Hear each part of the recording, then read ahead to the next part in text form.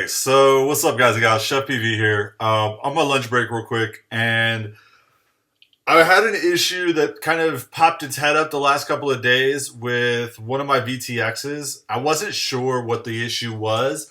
I actually thought it was the camera wires possibly being pinched, and one of them had a slight cut in it, and I was thinking it was maybe shorting out, and that was causing the loss of video in a couple of my videos that I've posted.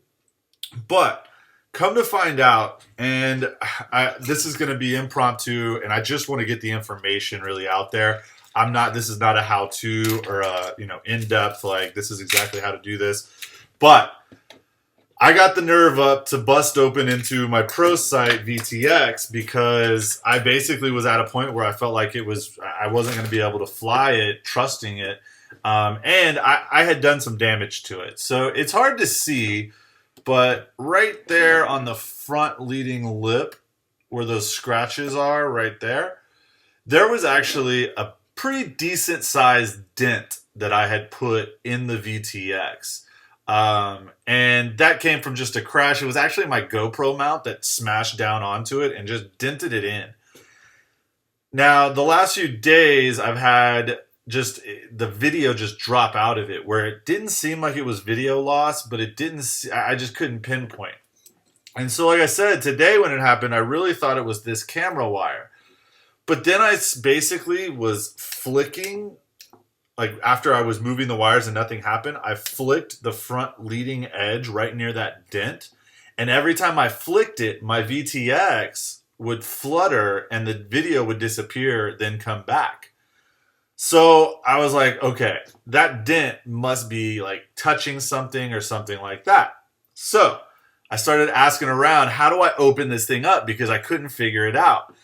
I started prying up all the edges and it got all dirty. I'm like, oh my gosh, before I really break something, let me ask.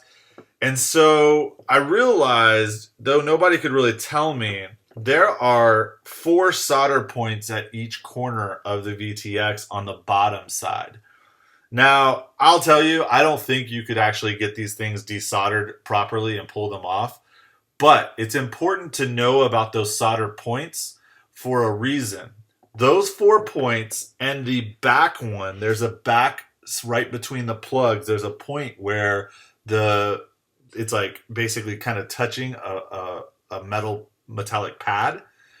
Those have to be retouching or resoldered or connected again once you replace the shield, or the VTX will not boot back up. It won't even power on if those 4 points and that back connection are not solid. It won't power on.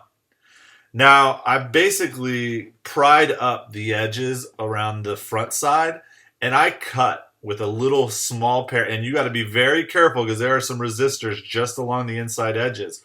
But with some little small snips, I was able to snip the tab, and then I resoldered. It's so dirty. You're not even going to be able to see it probably. There you go. I resoldered after fixing the dented in portion, all the connections together. Now, I booted it up then, and it still wouldn't recognize whatever was going on with the VTX.